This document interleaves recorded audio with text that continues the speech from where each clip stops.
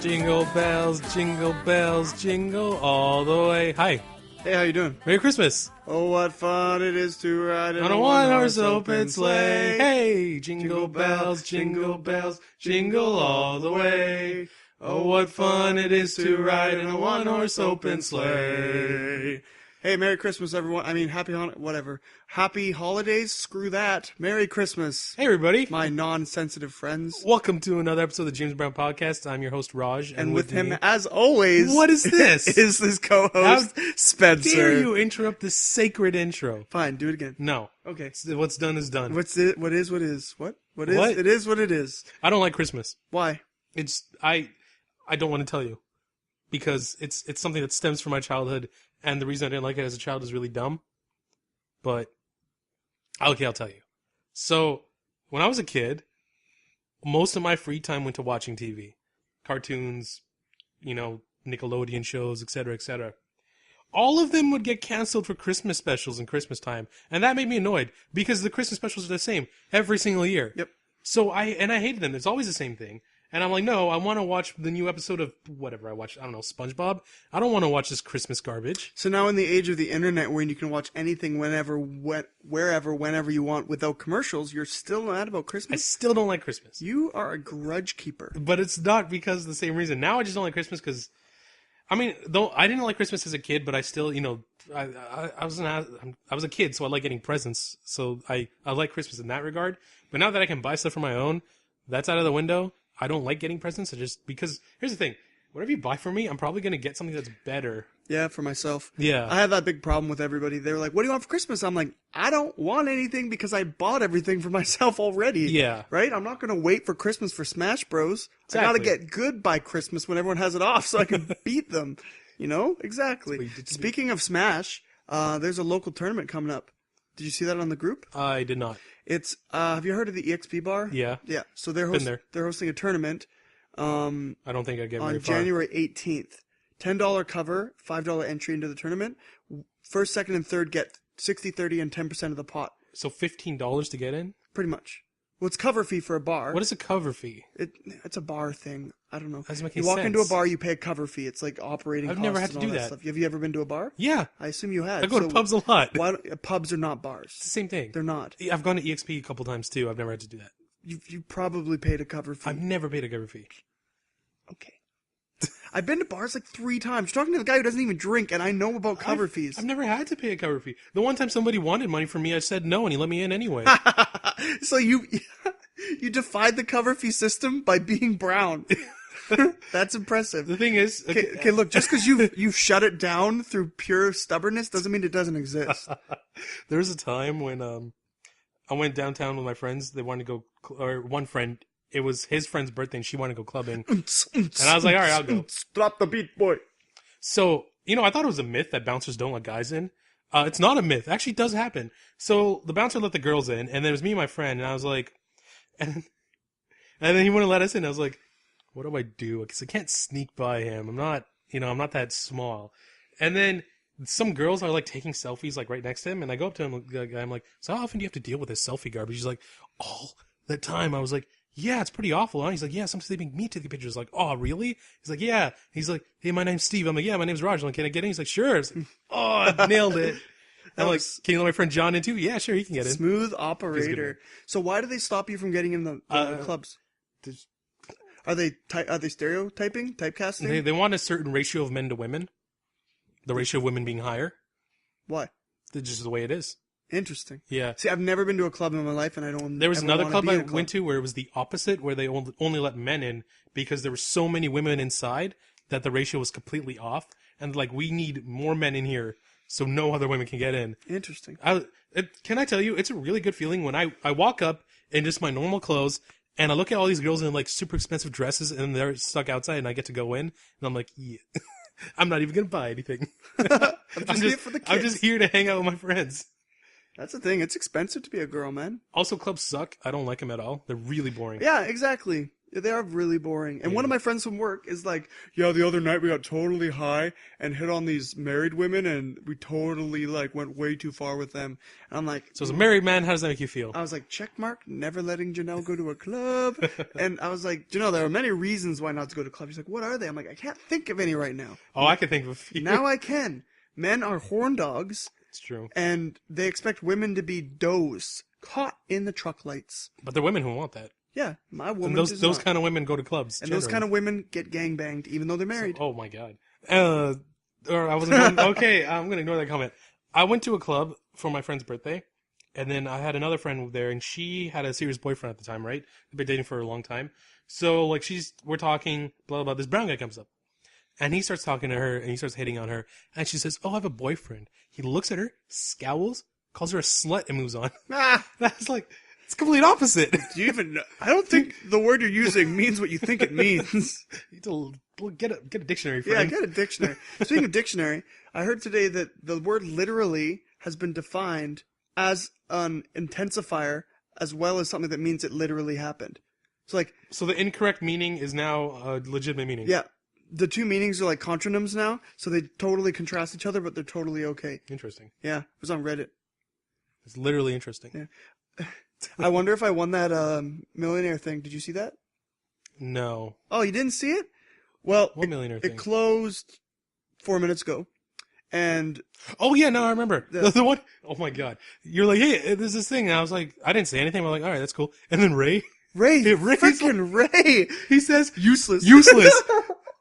Sends 3 stickers. Have fun anyway. Smiley face. Like, you're such a prick. I hate that kid for that reason because he says the most horrendously mean, berating thing. I was excited. I posted that, like, I was like, look, like, Reddit's trying to make a millionaire, so you post, and then they randomly pick your name, and if you get picked, then it's up to everyone in Honor System to pay you $1. And if you get that $1 from 1 million people, you could technically be a millionaire. It was from Our Shower Thoughts. Somebody came up with it, and then they actually made it. Oh, okay. So it was cool. I thought, what the heck, why not? I'll pay someone $1 if I lose, whatever. Yeah. Like, I'll, feed to humanity, whatever. But Ray, first thing is like, useless. Sorry that what I thought was an okay idea is completely and utterly unusable by any other human except me. I'm sorry. And then he goes, tee-hee, sorry man, hoo-hoo, have fun, wink. I'm like, shut up, man. You just Like, channeled your inner Mario there. it's so rude. Moving along the Ray hate train, you Choo-choo. made an invention. I did. And describe what it is. So I bought a GoPro Hero headband and a selfie stick. Now you've seen those things probably. They're all the rage right now apparently, and they're for self-centric people or Asians. Popularized by the Filipino culture. Yes. So you pretty much hook your phone up to the end and you use the like what do you call it?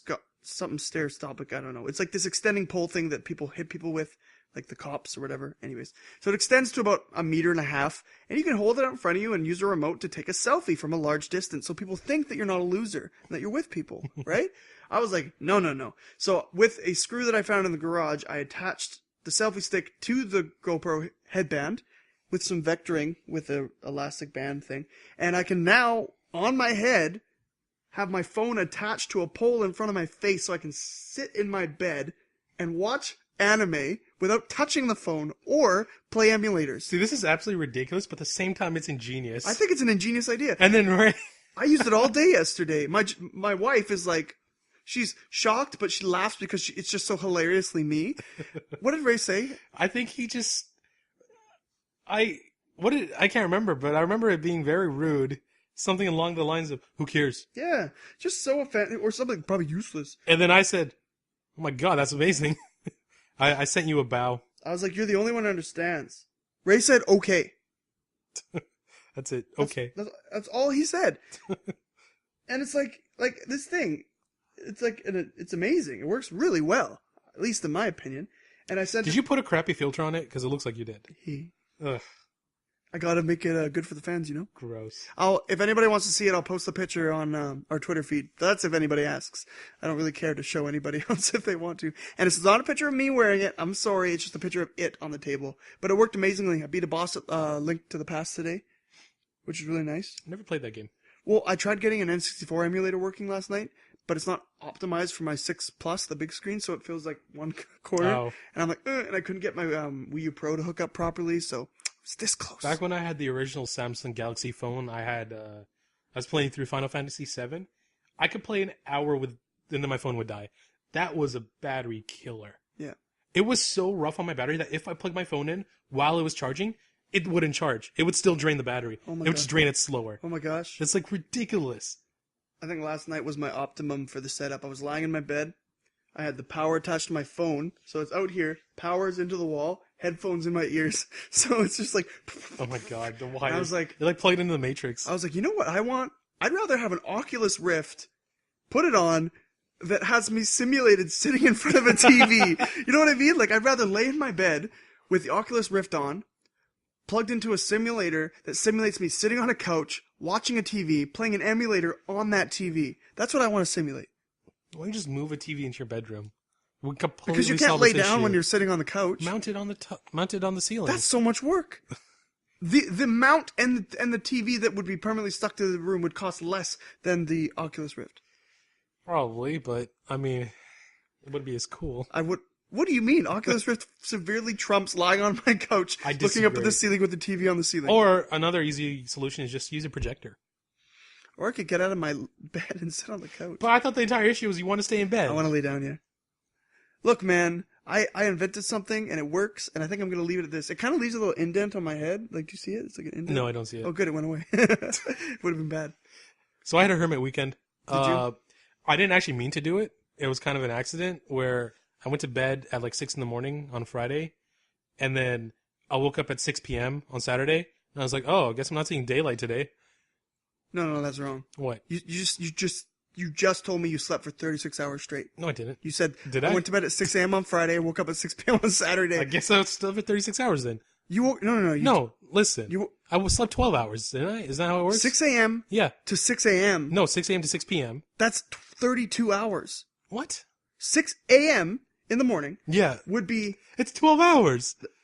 6 a.m. on Saturday. No, it wouldn't. How's that Because not? if you went to bed at 6 a.m. on Friday, you'd wake up... 12 hours later would be 6 p.m. on Friday. Then 24 hours later would be... I went to sleep 6 a.m. on Saturday. You said Friday. Yeah, well, Friday, Saturday morning, whatever. It's after the party we had. So you went to bed at 6 a.m. on Saturday. Yeah. And then you woke up at 6 p.m. on Saturday. Yeah. 12 hours. Do you see the difference? Yeah. Friday 6 a.m. to Saturday 6 p.m. is 32 freaking hours. I didn't think you misunderstood Or me. 36 hours, actually. That's a long time. Oh, I can't sleep that long. No, I don't think anybody can. My record is 20 hours. Okay, that's a long time. My record for I felt awful after my record that. for playing games straight was 32 hours. Nice. Dragon Warrior 4. Dragon Warrior. Huh. It's a great game. It's alright. There's a computer in my room.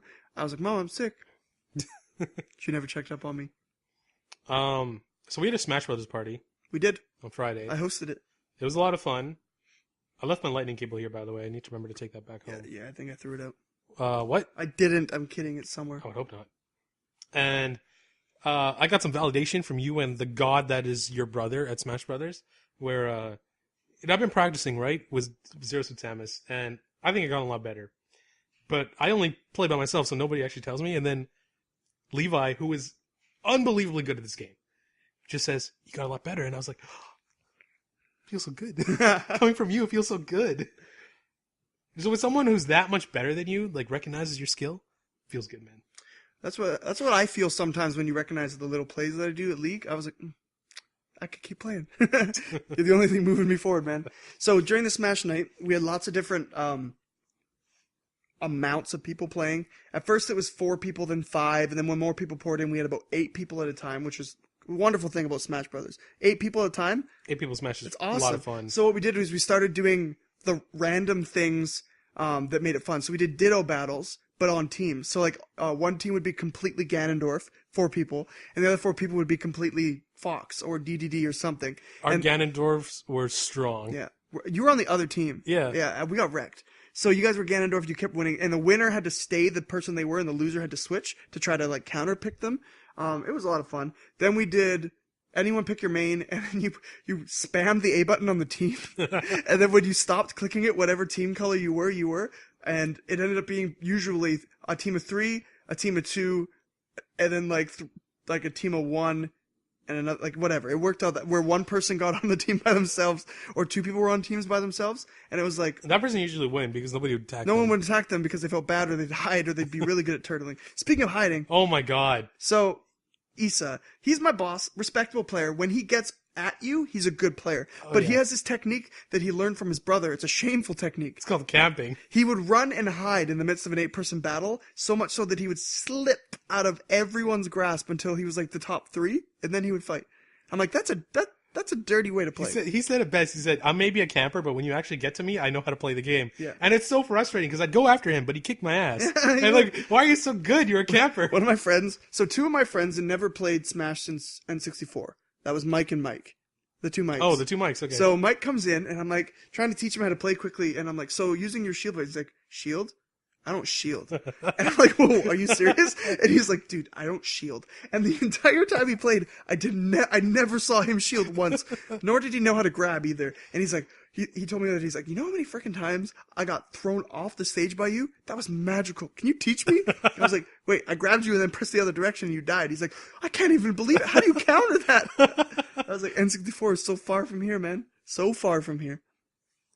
But yet, Mike was always like top 4. That's because Mike was uber with the original 8. He's shockingly good with the So original if he played 8. with Mario or Luigi or Link, he was Kirby, good Link. Link, who else? Ness, Captain Falcon, Jigglypuff, or Yoshi. Like if he played any of those ones, he'd be OP.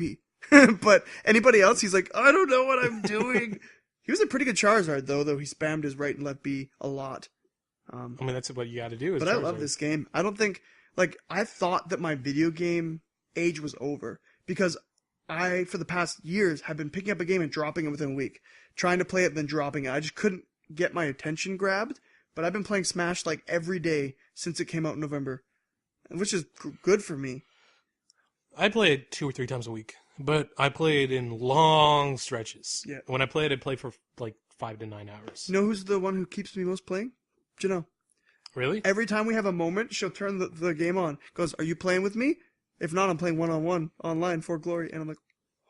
She's not bad. She plays Yoshi, yeah. and I don't know how to handle Yoshi. Yeah. And I'd say we're kind of even in skill, which I don't know if that says that I'm bad or she's just really good.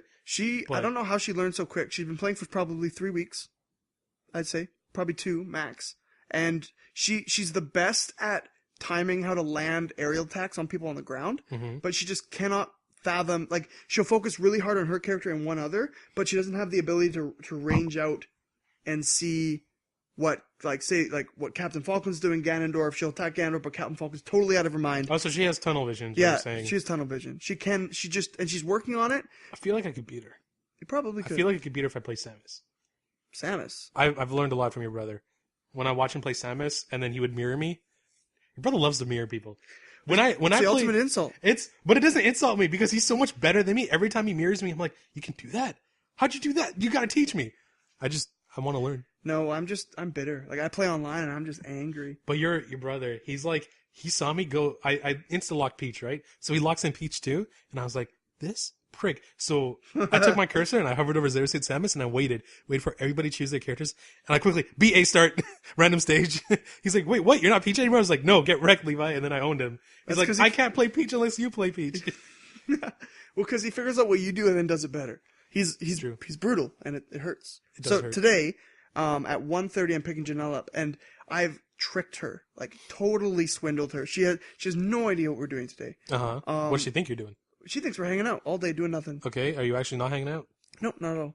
So what happened was, like a week ago, I was trying to plan. I always have really big Christmas Eve dates for her and I. And I wanted to go up to Grouse Mountain with her because there's this really nice, like, peak of Christmas, Santa Claus, watch movies up there, ice skating, a lot of fun Christmas stuff. But on Christmas Eve, she works to 1:30 and it closes at 4. And I'm like, there's no way we're going up to the mountain. It's true. For 2 hours. Even if it was 1 hour, it'd be lame. So I called her. Like, she called me, what are you doing? Oh, I'm really frustrated or whatever. And I told her, I was like, I don't know if she wants to go. So I was like, you know what? It's okay if I tell you what we were going to do because we're not going to do it. And she's like, oh, okay. I was like, I really wanted to go to the Grouse Mountain thing. She's like, oh, no. I really wanted to do that, like, so badly. I was hoping we'd go. I'm like, I'm sorry. It just doesn't work. And I explained her Christmas Eve. And she's like, oh, well, maybe we'll do something else. Like, maybe go downtown or something. I'm like, yeah, maybe. I'm like, okay, talk to you later, whatever. Hey, I'd like to make a reservation for the 23rd. Is that okay? So today we're going up to Grouse Mountain. She doesn't even expect it. So we're gonna do. Are you gonna spend the night there? No, I don't think so. We have stuff to do Christmas morning or Christmas Eve morning. It's tomorrow, Christmas Eve. Yeah. Oh, So we're gonna go up to Grouse. proves how much I don't like Christmas. Exactly. So we're gonna go up to Grouse Mountain, and it's gonna be a lot of fun. She's gonna be surprised. So I hope she likes it. And then we're gonna come home, and then Christmas Eve is kind of fairly busy, but Is Christmas a big time for couples? Is it like a big couple thing? sort of. I would say yes. Christmas is more family. Christmas Eve is more couples. It's just romantic or something to be around I think Christmas Eve. I've played video games the last 6 or 7 Christmas Eves. Yeah, that's about No commento. it. I mean, I had fun. I guess you did, hey?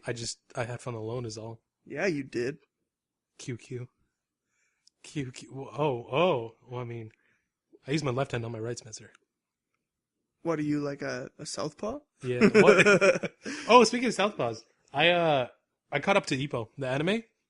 Oh my god, it's so good. Well, the thing is, let me just break it to you. It's good, but if you're gonna join the manga world, it's very confusing. Why? Because they reversed everything. What do you mean? The flashback, Yeah. which was the last of the season, Uh-huh. happens way before everything else. Oh, okay. Like, you know how in the anime, Aoki had his haircut, Yeah. the stupid haircut, Yeah. and he fought like the papaya Yeah. and everything before. In the manga, they're snowed in at the old Dani guy's cabin, and they're telling them all about it. Okay. Aoki has a normal haircut, everything's normal. After that, then they have the fights, then a bunch of other crap happens. Bam, bam, bam. It's not like 100 chapters later that it catches up. It's weird. They reverse everything. Oh. And it's really weird because Aoki loses the bet before it all happens, and then he listens to the story. That doesn't happen at all. So, but I mean, he didn't miss out on anything. They just reordered some of the events. Aside from the Ippo versus Sawamura fight, which is great, I like the flashback better than the rest of the season. The flashback was so much more interesting. I want to go back to that time. I want to see more of Nekota in his prime. I want to see more of, I don't know the coach's name again. I think they showed you enough. There's really not else you can see. The problem is they both break. Yeah. They break down and you can't. Poor Gen. His best friend had punch drunkenness or whatever it's called. His could have been girlfriend was dying of radiation poisoning. And then he broke his fist permanently. His entire life is broken. It sucks. It sucks. I like that they showed that because now it makes me respect him more when Ippo is like being pushed. It's gotten really intense. You know, I'm surprised that Ippo doesn't have brain damage yet for the amount of... Every single fight he has, his right eye swells. Every single fight. I feel like it should get to the point where as soon as he gets into the boxing ring, his right eye should swell out of habit. It changes soon. He tries to fix himself so he doesn't get beat up so much. Okay, well he should, because he's gonna have brain damage So eventually. guess what? One of the coolest fight is that happens later on. Can I tell you a fight? I don't know, Ippo versus Miyata? It's Miyata versus Sawamura. No, it's Mashiba versus Sawamura. Mashiba. That's hardcore. Mashiba's the hardcore one. Hitman style, right? Yeah. Okay. So that's like the two demons versus each other. So, does Mashiba get better? I'm assuming he does. Like get better at fighting? Yeah. Oh yeah. Okay. Well, the nice thing... He holds the junior lightweight yeah, no, title he's forever. the champion of something. The funny thing about Ippo is, every time a character came into... The only characters I remembered from Ippo are Ippo, Takamura, Aoki, Kimura, the coach, and his best friend Umezawa. Those are the only 6 characters I knew. Every other character that showed up, I had to Google. I'm like, who the hell? Don't know who you are. No. Oh, yeah, you came that one time, and yeah. You know what? The only other person, when Miyata came on screen, I was like, did Kimura get smaller? Did it? And then when it got back to Kimura, I was like, did Miyata get bigger? They look exactly the same They to me. look very similar. Because there's the thing about Ippo, is that Ippo is not the character. The anime is ugly. Everyone in Ippo is drawn really ugly. Manly. But that's the charm to it. It's super manly. Because that's what it's like a is. pug, right? It's ugly but charming. There's charm in the ugliness. Chugly. Kimura and Miyata are drawn average. They're drawn normally. So it's really weird because I don't consider them good looking. I just consider them generic. Yeah. It's really good. I'm on chapter like 700 or something. So I'm on not any chapter. I just watched the if anime. you want to know, I'm going to read the manga. If you want to know what what chapter do I start on? I'll tell you later. Okay. I want to start reading it because, man, that flashback was so good. Ready to start? Oh, it was unbelievable. Yeah, I'm ready to start with an anime that wasn't released. Parasyte the Maxim. Okay. All right, no, before we move on. So, Parasyte the Maxim. Parasyte the Maxim. I understand that they released 2 episodes in one day for the movie, to hype up the movie. It's such a good movie. But if you're gonna not give us an episode later on, you might as well just stick with the 1 episode per week thing. Might as well. Don't leave me hanging. You know? I had to wait a whole week. The worst is, freaking week, man. There's no Parasyte, that's bad enough, but there's also no Chika. That means there was nothing to do on that day. Yeah, but Parasyte's got no excuse. It's not like it's over. I know. But I'm saying there's nothing to do that day. And it made me sad. And rent. Okay. Fate's Day Night, episode 11. A visitor approaches lightly. I just realized later on we did not write the episode name for Yona. So. I'll figure it out. You keep talking. All right. So, Fate's Day Night. Okay. I found a reason to not hate Emiya. Emiya's sole reason for not being a loser is the fact that he gives Tosaka the excuse to make the funniest faces. Mm-hmm. I love this girl's facial expressions. They're amazing. And just the gag of him opening the door, seeing her closing the door, and thinking, what did I do? Why am I in trouble? And just the rage that builds in the woman. It's fantastic. Other than that, Emiya sucks. Okay, this series seems way too gaggy for me. Don't you agree? No, I disagree. I like it. Really? I like the gag. You think it fits in nicely? I don't know if it fits in nicely. I just like it. Well, I don't know. I like the intensity of it, but it doesn't seem dire. Like, nobody's really died yet. You remember Gilgamesh? Garugamesh? No. Do you remember the blonde dude with Shinji? Yeah. Remember how he's like, I'm going to wipe out the planet full of humans and make sure there's only a handful? Yeah, what is he doing? They say he's in a sewer with rats. I think we should have some more screen time of him and less screen time of... I mean, granted, I did like the Tosaka visit. That was fun. He's probably starting his wipeout with Shinji. Less so. God. Garugamesh! So, I know this is from a VN. And I know from the VN that if you go down the Saber route, she falls in love with you. It makes sense. Blah, blah, blah. Do you think that's going to happen in the anime? In this one? I don't think it will. Tosaka x Emiya. I think he's with Sakura, first of all. Like, his eyes are only for her. Who's Sakura? Because I haven't seen her in 5 episodes. True, she's been gone. 6 maybe? Is she dead? But I feel like Saber's been just, like, given the role of being solely a weapon. And I don't really like that. Well, she's had some blush moments and awkwardness. She hasn't had blush moments, but I like it when Saber is discovering things about the world. And, like, she just tries to figure things out. That's nice. I don't know. I want her to have more of a role, I guess. Archer had an interesting role this episode. Like, manhandle Emiya. Helping the chakra release. Popped his Good old chakra classic cherry, Aang. you know? Yeah, that's how I felt too. It was like, I saw this exact same thing. You gotta release the pools of chakra in your body. Pew, pew, pew. Except he did it in one shot, and then Emiya's like, oh. They're gonna have, like, gay sex, I know it. Okay, no. What? I'm doing well at awkwarding you out these days, aren't I? So Archer said, I went through something similar in the past, which means he probably uses projection magic too. This is what's happened. Archer was as optimistic as Emiya in the past, and then he's like, oh, I got killed, and he's like, Emiya, the way you're living is bad because your values will take you nowhere, ideals, blah, blah, blah. I had it to me. Listen, baka. Can I say? So the entire speech he gave, I was reading it, and I was like, I don't fully understand what he's saying, but at the same time, it just feels really pretentious. And then I go to read the comments, and I'm like, maybe some of the comments will make it a little bit more clear to me. And now they're like, that was so deep, it made me feel, I feel for Archer now. Like, I understand what it is. Wow, where'd they pull that one out of their notepad? Oh my gosh. It's like, they have a notepad under the section, male antagonist speech, quotes, underline, wow, it made me feel deep in my heart, or, wow, he really showed his true personality today, or, wow, I really love his abs. I don't know, like, they have, like, Archer does have some pretty sweet abs. Yeah, they do. I'm just gonna, I know you don't read the comments anyway, I'm just gonna tell you right now, don't read the comments for Fate, because there's full spoilers everywhere. I don't really care about, see, Crunchyroll people, they're filled with, like, innocently annoying people. I'm gonna quote you from a few podcasts back. Crunchyroll commenters eat a bowl of Happy Cheerios in the morning before they watch anime. It's true. Nothing negative. Like, they don't even say anything negative. You have to go to Reddit for that kind of stuff. Reddit is where it's at. Because all the people who are happy-go-lucky Crunchyroll people get downvoted. The people who get downvoted to Crunchyroll are still at the top. You still have to read their crap. I've downvoted a lot on your account, I'm not gonna lie. What? Yeah. My account? Yeah. What do you mean? I downvote when I'm logged in as you. Oh, When okay. people annoy me. Why are you logged in as me? So I can watch anime. Oh, okay, that one. Okay, got it. Alright, so Rage at Bahamut, we have 2 episodes. Episode 10, Helheim Land of Lies, and episode 11, All Roads Lead to Abos. I think It's a that's how you quote say on it. all roads lead to hell kind of thing. Yeah. So Helheim Land of Lies. Okay, Joan of Arc, when she went all demon. Sorry, it's John the Ark. Oh my god, I'm not gonna say it like that. Joan of Arc, when she turned into a witch or a demon or whatever. John Dark. I was, first of all, the armor she gets is pretty sweet, Yeah. and her sword is sweet. Yeah.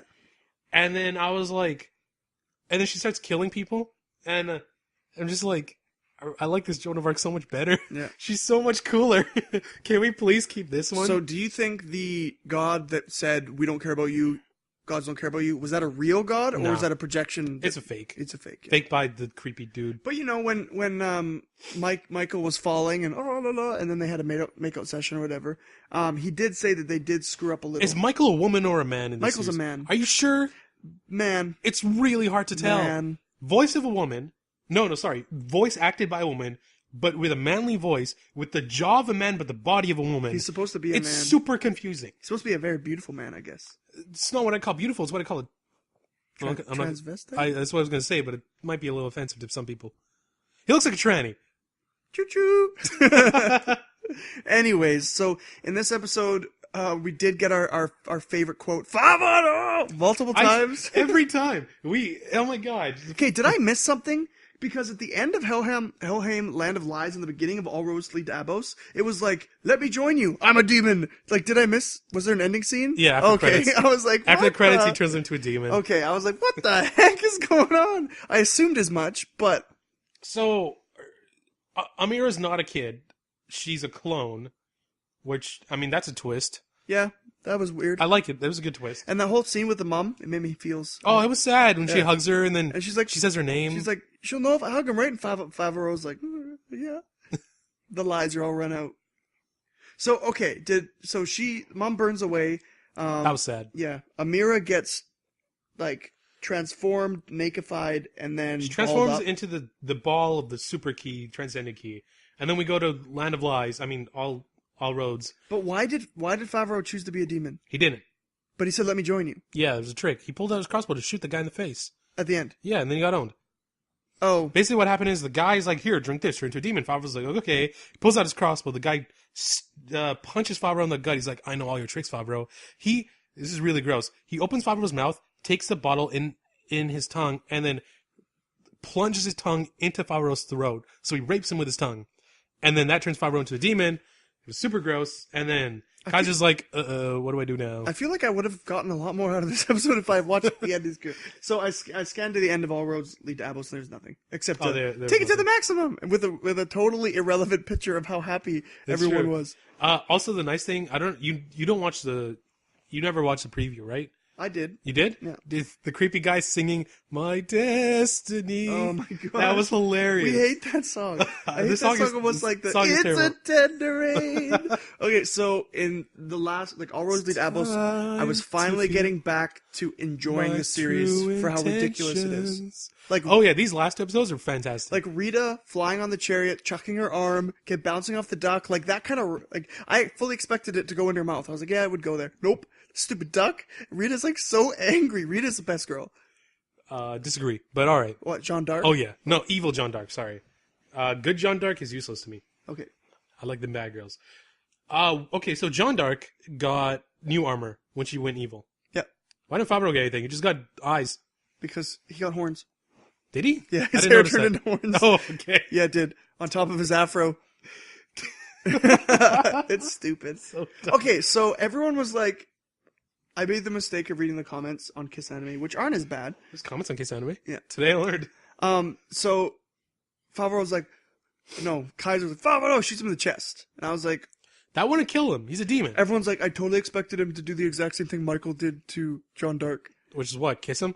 Oh. Everyone's like, I was hoping for it. Everyone's like, why didn't he just stick the pill at the end of the arrow and shoot. And everyone's like, because he would wake up as a human and then die. That's true. That's a good He's point. like, don't be retarded. Like, that's not a good idea. At least if you shoot him in the chest now, he's just kind of down. He's not out. He's definitely not dead. He's Well, a look demon. at Azazel. He got freaking speared by light and That's true. wrecked by two guys, and then not like that, and then came back and got run over by a car, and is still alive. Also, Kaiser's is the logic he used on Azazel was fantastic. Can you explain it to Oh, me? okay. I I don't remember.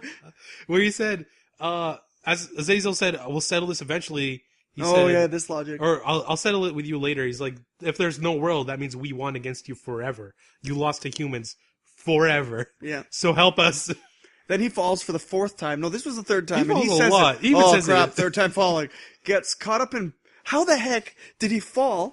Go underneath one of the islands and then get hooked up in the I don't roots? know. I get wind resistance. Kaiser OP. And then Azazel comes His down plot and armor's goes, really strong. it's not like I'm here to save you, Baka. And then picks him up out of the roots and lifts him up. It's just like, okay, there's Tsundere. Whatever you want to do. And then epic battle ensues. Oh, Favreau gets wrecked. the dad who's not the dad is actually evil. Yeah, that's his name's Lovely. Oh, okay, Lovely. Lovely. Yeah, Evil dude. let's call him Lovely. Lovely pushes Kaiser so he falls again. Yeah, falls down and he's like, no. I'm like, who's gonna save him? Nobody saves him. So he's fallen. Someone say him next episode. And then we go into like this like sepia tone, everyone's fighting in slow motion thing. Okay, so the key turns back into Amira and she gets her angel wings. I can accept that. Sure. Why does she not do anything? She just stands there. Because she stands there and she stares at beamed. Favreau. She got beamed. No, but before that. She was getting beamed in that No, moment. before she got beamed, she just stood there. She stared at Favreau and Kaiser. What more is she gonna I'm do? like, the guy who you love is on the She ground. just woke up and there's a dude with an arrow in the chest. She's 5. If I just woke up, She's and 5. she's not 5, she's a clone. She's But 0. still She's technically- 0. She's still technically 5. She has the mind processes of a 5-year-old. If I woke up from, I don't know, some kind of coma-like key state, and you were on the ground with an arrow in your chest, my first thought would be, oh my god, Spencer's dead, I should go help him. She had about 5 seconds to do whatever you thought she should do, and then Maybe they're just using cinematic Bahamut timing. went boop. There's another thing. When Bahamut's sucking her up, it's a slow process. And when he's doing it, there's 1,000 gods just There's some standing OP there look- some watching. OP looking There's some gods. strong looking dudes. Why don't you do something? Maybe you want to stop the revival? You want to just grab him here, maybe slow it down? No, we're just going to stand here and watch Bahamut, the greatest CG ugly being. That's wrong. There is someone greater. Oh, the great dragon does look worse. The Great Dragon is the worst. It may not look bad, but not only did it not fit the style of the world, but it was moving at 5 frames per second. Not 5 centimeters per second, I'll let you know. It wasn't that beautiful. So, yeah, let's just watch Amira get sucked up So and Amira gets sucked up. Lovely make this stupid little So speech. we ended with a cliffhanger of all cliffhangers at this point. Amira is being eaten. Kaiser is falling. Favreau is a pincushion. Azazel is getting wrecked against Beelzebub. He's not going to beat Beelzebub. No, he can't. Beelzebub's too strong. And what's his name? Matinee? Martina or something? I don't know. Creepy Whatever. dude. Creepy dude Martina. Let's call him Martina-chan. Martina. Martina is doing nothing, I think. Like, No, he like Bacchus came down he and drank started his fighting own. him, right? He drank his own potion. and Bacchus is fighting him. Yeah, so now he's a demon or a super demon if he wasn't a demon before. So, And Bacchus is pretty good, man. well, he's a legitimate god. So, Well, he's doing well. He's the only god fighting. The other gods who look really hardcore are just like, yeah, we're just gonna stand here and look pretty. Yeah. I don't know if it happened this episode, or last episode, but my favorite part of these 2 episodes was definitely Jeanne d'Arc shanking the various angels. yes. Because they don't do anything, they just stand there and Yeah. be lame. And her murdering them was so satisfying. I was like, here you go. That's what you get for abandoning humans, dicks. And abandoning her, who was your saint, the one blessed. Well, they air technically quotes. didn't abandon her. But they did. She's being burned alive. Well, they were busy. They were clearly busy.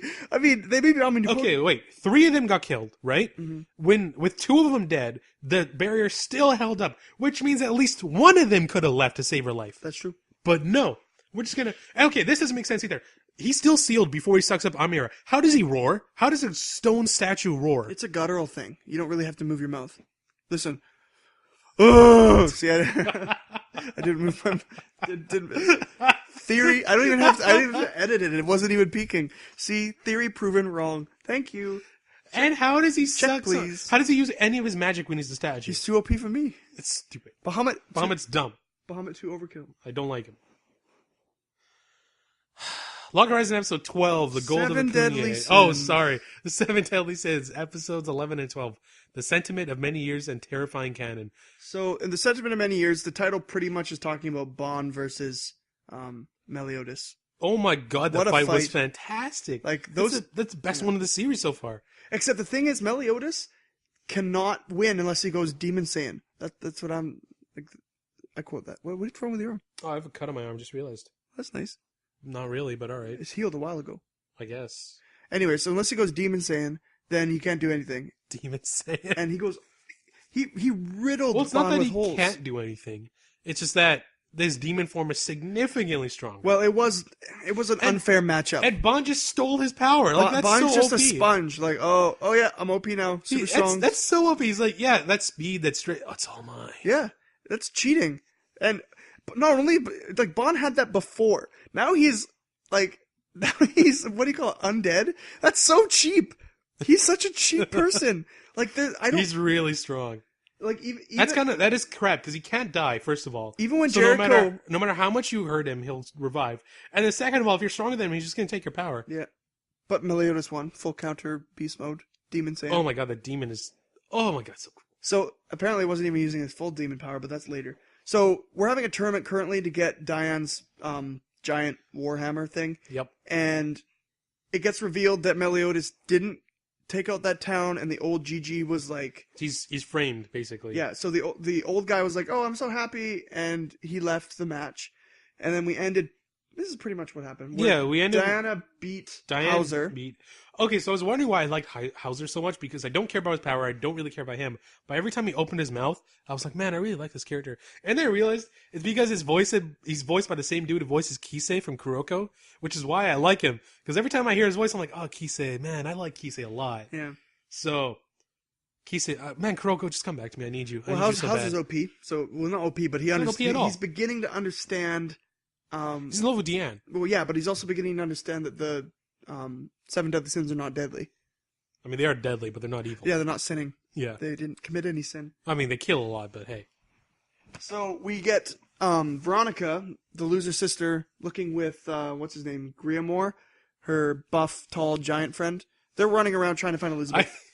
I'm so dumb. So Grimoire, the entire time he's in this armor or the helmet, I'm like, this guy seems so familiar. Dude, I did the same thing. Like I never that. put armless Griamore with armored Griamore. And I was like, why does she have 2 bodyguards? Like, where'd the other guy I'm go? like, where'd the other guy, where'd the wall guy go? Why does this guy sound so familiar? I did the same I'm so thing. stupid. No, I did it too. It wasn't your fault. And then when he used the wall, I was like, wait, there's 2 people with that power now? Like, it still didn't connect with me. I did the same thing. It wasn't until the helmet came off, I'm like, oh. So in Terrifying Canon, Diane versus Meliodas' fight is interrupted because the demon-blooded Holy Knights... Jericho and, what's the other one's name? Gilia. And then some other one who's masked. They show up, and so they can beat... I don't understand how she can cut Bond and he doesn't heal. Gila has these ridiculous explosion things that can now beat Meliodas because he can't really have any time to full counter. And apparently Jericho has the ability to cut Bond without any issue. But he healed, so... He did heal later. My theory is her cuts just heal slower than usual. It's not instant. Yeah. So... That would be really bad for anybody else. Oh, yeah. Bond. Okay, so Bond and Meliodas get wrecked. Okay, but the thing about... Sorry to interrupt you. It's okay. Were you creeped out when she used his blood as lipstick? I was pretty creeped out. Yeah, it was pretty creepy. Yeah. She's weird, man. She looked better, but... No, but she called Gilia like a crazy lady. Yeah, I don't know. Either Jericho's more normal. Yeah, but now that she's demon-blooded, she's not that normal. But then she's like, you're the one who turned me into a woman, you need to take responsibility. I'm like, is this a confession? I think he's in love with a pig right now. Hawk is amazing. Hawk did well. You know, I would hate his voice if it wasn't in the form of a pig. Yeah. Hawk's super spinning attack? I thought it would do well. Nope, he got roasted. Like Yoshi's egg. Yeah. So Hawk got owned. At the end, we're sitting at pretty much Diane fell into a pit, but she's going to grow. Yeah, so Elizabeth grew and took her sister's coat. That was a fan servicey. Yeah. Took her sister's coat. Then Bond and Meliodas are out of commission currently. Okay, who? I'm an owl now. Who wears a sports bra under a jacket? Who wears nothing but a sports bra and a jacket? A girl who has nothing to show for it. I mean, granted, she's flatter than a washboard. I mean, listen, if still. you're going to wear something as revealing as the jacket she was, and you have no cleavage, then you're embarrassed. At least wear something underneath. Yeah, wear a shirt. She did. Sports bra. It's not a shirt. It's lighter? Whatever. Regardless. I don't know why it bugged me, but it did. So, Gila and Jericho killed Veronica, and she's dead. Maybe. Oh, yeah, she's dead. She got exploded, and she saved her sister. Unless Elizabeth has those super healing powers. And Griamore's like, no! And then she's like, protect Elizabeth, so we might have another member joining, or he's probably going to die. He's kind of useless. But... I don't know, his wall power seems useful. But he doesn't have enough character to fit in with the motley crew, you know? He can make a good cook or something, a servant. It could be pretty funny, maybe. I feel like he just provides enough man service that he should be able to stay around. But then again, we have Bond, who, first of all, always wears a shirt open so you can see his abs. Second of all, ruins his clothes, but always finds somebody who wears something that looks the exact same. That's amazing. He found that guy at the tournament? That is my favorite running joke. It's so funny. Where he was like wearing the apron or whatever, he looked over and he's like, found you. That was good. That's great. So it ended... Oh, don't forget about King. King is also fighting. Yeah, where King was fighting Jericho and Gila and was owning both of them. But then the squeaky little referee apparently becomes a guy that I was supposed to remember, but I didn't. No, I don't think we're supposed to remember Was he him. from the town? Was he the guy who was like cursing everybody No, and ran away? No. Okay. Anyways, his helmet gets knocked off, and apparently, I think he's a fairy, maybe? I don't think he's a fairy. I think he's just a holy knight. He has the power to stop his fairy wand, He can cut his sacred treasure, but he also can stop it midair, so I think he's probably a fairy. Maybe his dad or something? That's true. King's actually in trouble. He's like, he got cut. Well, King sucks without his fairy power. He's OP when he got control of his sacred treasure, but aside from that... Which makes me think, Meliodas must be ridiculously OP when he gets his treasure. So does Bond. I wonder what Bond is. Nunchucks. Is it? Probably. Oh, right, because he had them before. I don't know. That's the only thing I can see him using. Meliodas is probably but he a sword. wasn't a holy knight when he met that girl. It's true, but it could still be a sacred treasure. Interesting. I wonder when we're going to meet the other seven deadly sins. They're not even being talked about in the OP or the ED, and we've only seen their faces once on the posters. Maybe next season. And the boar hat. I'm very happy if this season keeps going, honestly. Like, the seasons... I want this to go long. I really like this anime. Fate could end. I don't really care. I know it probably did because it ended already, but Bahamut can end. I think it's time. It's about to end. Anymore, and it's going to become a retired veteran. I'm pretty sure it's ending next episode. Sins can please go on. So I'm excited for next episode, but it's going to be... We forgot to talk about Super Demon Meliodas. Oh, yeah. So he burst free of the rock prison that he was stuck in, and he's now almost half black with tattoo things. And so Bond thought he was the actual demon. Oh, yeah, he got the same feeling. So he has the energy of a demon. Yeah. Which means he either drank demon blood as well, and that's why he's so strong. Or he is a demon. Or he is part demon. And the part demon thing kind of makes sense. Or he's cursed. Either or. I don't know. It has something to do with his sword, though. Did he get his sword back? No, he doesn't have it yet. Oh, Gila's holding onto it. Yeah. She should probably let go. Yeah, well, she's dead. Is she? No, Gila doesn't have it. All of them are alive. Who has it? Is it Gila who has it? I thought Gila had it. I thought... Yeah, because she jacked it from the... Oh, yeah. He'll get it back. Whatever. Demon Meliodas is going to wreck them. We saw what he did to Bond. Still, though, it's pretty impressive that Griamore's power was enough to hold those two Holy Knights in when Diana could just punch out. Yeah. It is true. I thought his power was useless. Apparently not. Unless they were just biding their time to trick them to die. So, anyways, moving on. Log Horizon Episode 12, The Gold of the Kunia. So I was right in that Shirue wasn't going to fight the last raid boss. He was just going to talk to him. But man... Also, so the Kunia guy, not the same Kunia guy as before. No, different. Different Kunia guy. Same voice, same appearance. Yep. Different colored collar. Different collar. How do you even notice that? I didn't notice that. Shirue. Don't talk smack about Shirue. So Shirue rips up the contract that lets him own the gold building, the guild hall. And then that gold is returned. So his plan is to, buy all the land around Akihabara. And then he divides it among people who rightfully own it. No. His plan, you're close. His plan is to buy he already bought it. It already happened. When he ripped up the contract, it wasn't his contract with the guild hall, it was one of those really cheating contracts that he makes all the time. Oh, it was? Yeah, and it pretty much destroyed the system, so he bought all of the Japan server, and then... What? No way. Yeah, he bought all of it, and then canceled the ability for anyone to buy it again, especially himself. So now, all of Japan is unable to be bought, except through contracts and land rights, because he wanted to make it fair for for everybody. So who owns Japan? Japan does. That's why he wanted to say, I wanted to return Yamamoto to Yamamoto. Yamato. Yeah, whatever. That's so confusing. Yeah, I don't really understand. At least that's what I think happened, because what he tried to do was, you can purchase anything, right? Yeah. So he made it so you can't purchase anything, and that their world now operates like ours. That's interesting. Because he wanted to make it fair. It makes sense. Well, he makes it fair for the people of the land. It was already fair for adventurers. Yeah. Well, they had the advantage. Okay, so I understand that.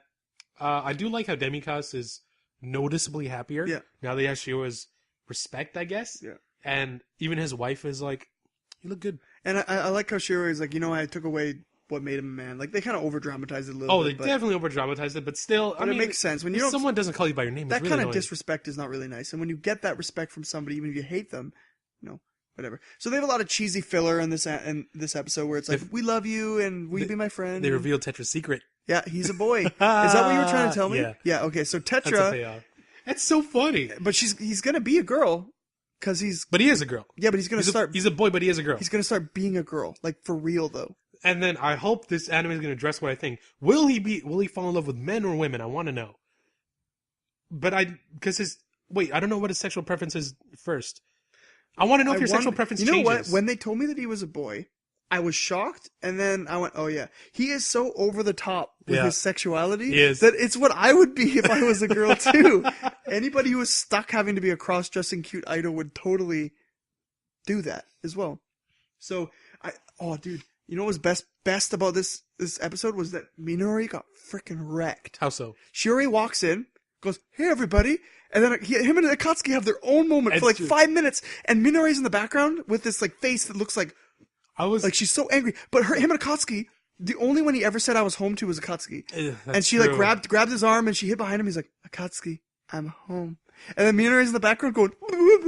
As a man who was on Minori's side, even though I shouldn't be because she's really young, I felt sad. No, I'm full of Akatsuki. I felt so sad because he's like, hey, I'm home. He's like looking around. I'm like, oh god, he's looking for Akatsuki, and she knows. Like, it's obvious he looks for everybody. He's like, where's my ninja? Mm-hmm. And then he sees her, like, yeah, my ninja. I like watching Tetra fight with Marie. We knew it was going to happen. But I feel so bad for Mario. I think their relationship is so cute with Naotsugu. Like, them two, it's like, oh. But then this girl, like, it's thrown It's in. not even a girl. I love how, oh my goodness. What's her name again? Henrietta? Yeah, I love how Henrietta's just like, when, Tetra comes in and starts throwing wrenches in Marie's plan to be cute, she's like, yes. Not all is perfect for those with men. Well, she's the one who still likes Shiro, and she didn't even have a reaction to Shiro and Akatsuki. I mean, Shiro and Akatsuki are basically going to be... She's a throwaway character. She's useless. Her feelings are throwaway. It doesn't matter. Yeah. So Rudy, being the annoying prick he is... Okay, I don't know if I said this before, but I don't remember who tweeted it. Whoever we follow, someone retweeted it. Some guy got the job of being Rudy as the in the dub for Log Horizon. So I replied to it. And I did this in our podcast Twitter, and I probably shouldn't have. But I said, all you have to do is make sure that every time you speak, I want to tear out my ears and I'll never have to hear you again. Then you're doing your job right. And that's what Rudy is. And I was like, man, looking back on that now, that was at really the time, harsh. I thought it was hilarious. You probably cost us some fans. Because you are not allowed to be that Rudy. hateful on our podcast Twitter. What's wrong with you? I hate Rudy! What's wrong with you? That's unprofessional. Dang it. And now I think back to it, and I'm like, man, shouldn't have said that. I apologize, man. Good for you for getting a dub, like, for a VA. That's impressive. Yeah, congratulations on getting the job. Just, don't make the character sucks, is all I'm saying. Well, maybe you'll make it better. I doubt it. So Rudy, despite me hating his guts, what he was wearing, and I was like, I really like what he's wearing. It's actually pretty cool. And everybody's like, you're too overdressed. Like, no, Rudy, don't listen to them. You must be the way you are. You look amazing. I'm his senpai. It's like, oh, I hate you so much. There's a new Kohai I want to coming. kill you. I hate you. You're not even an adventurer. I haven't heard the word Kohai so much so than in Ippo. Ippo uses Kohai so much. It's true. Kohai and senpai use a lot in Ippo. I love Ippo. I think that's all that really happened this episode. Family's back together. Don't really know what they're going to do next. Oh, no, they showed the new villains. They showed the villains who are... What's that girl's name? Nureha? Yeah. Yeah, she was the villain from, like, the last episode of last season, who we were like... Who, like, shoehorned in all this stuff that didn't make any sense. We're like, who are you? And then she, like, was, like, sleeping or something. But that was her crew. Yeah. And they're spying on Shirue. Which is good. I mean, now finally something's going to happen. But Shirue knows some of them. Yeah. They're living in the south, right? Yeah. So Shira knows some of them personally, which means there's some bad blood there. Yeah. And his old master of the Tea Party is still wandering around God knows where. What, doing like something. Boob Girl? It doesn't make sense because I've seen her in recent, like, she's been in, like, throwaway, like, flashbacks, and she's normal sized again. And she wasn't OP boobs. I don't know why. Why did they make her so unbelievably busty in the beginning?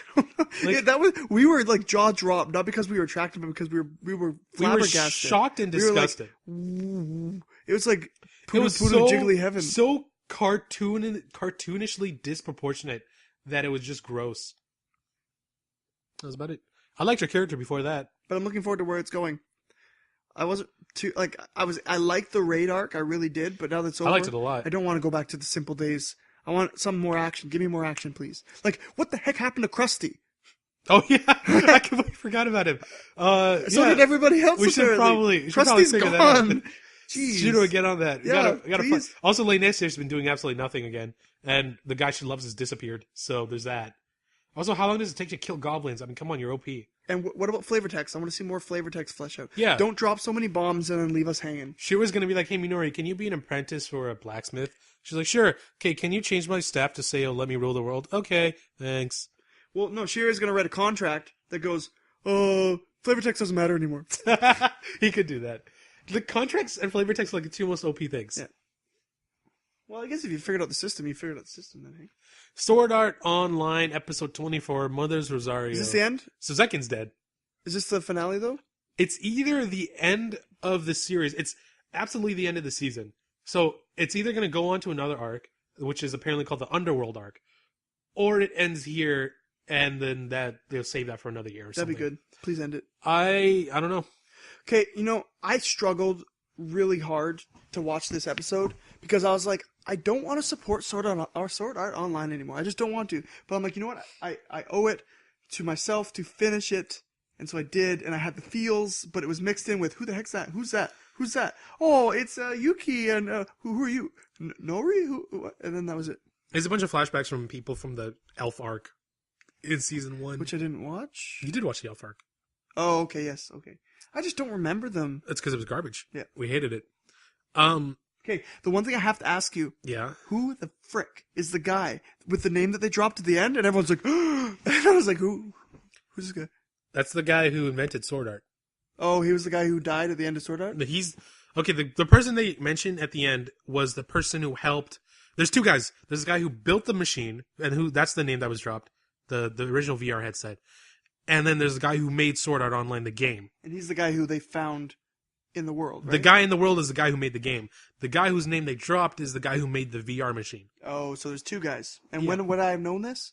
You wouldn't have. This is the first time his name was dropped, as far as I know. Tell me that. Jeez, I get so frustrated. I mean, Kirito's like, oh my god, and then the audience is like, who? I mean, and there's people who read the light, and I was like, there's so many hints to the next arc. Oh my god, it's like, shut up. Find something else to be excited about. It means nothing to me because It's I don't know. I don't know. It's like, this is gonna happen. Okay, maybe. To be fair, though, this episode was beautiful in sending away Yuki. Like, I thought it was really nice. At first, I was thinking that this horribly unrealistic that so many people would say goodbye to a character, but then I remembered Yuki's literally the best player of that game in the world. And so I relate this, as I do to a lot of things, to League of Legends. And I think to myself, if Faker died, Faker being arguably the best player in the world of League of Legends, a lot of people would pay their respects to him just because he is such a god in terms of skill that people look up to him. And the same thing with Yuki/Zekin. She's so godlike with her abilities that people who play the game respect her. Which is why they came to her virtual funeral, which makes sense. I would have done it if I played that game. Went. Yeah. Can we move on? I don't really want to talk about this anymore. Something I don't understand is how she made a skill by stabbing a tree 1,000 times. She wrote her skill on the bark, which turned into paper. Dumb. All right, moving on. Okay. I'm going to give Rayleigh Park episode 12. Nobody knows what the future holds. Oh my god, this episode was so good. It was amazing. So we both thought, going in, this was the final episode. Yeah. First of all, I was tearing. It was good. I was so happy that there's going to be one more. So happy. Yeah. Second of all, this is such a good last episode. If it was. Yeah. Oh, so good. All the camaraderie, everybody coming together, everybody phoning. I loved everybody it. That It can. was so good. Like, I was sitting there how are they going to get that more people? How are they going to do it? And then when everyone's like, call, and then what I love was Kanye was panicking. For the first time ever, he was like, that's not going to help. Yeah. Even though he's the one who taught everybody that just one more person will help, right? I'm also reminding him of that. Yeah. He said, as long as it's one person, it'll be worth it. I love how Muse called her grandmother, and her grandmother just showed up. Sophie called her fans. I mean, are we really surprised she has a bunch of otaku fans? No.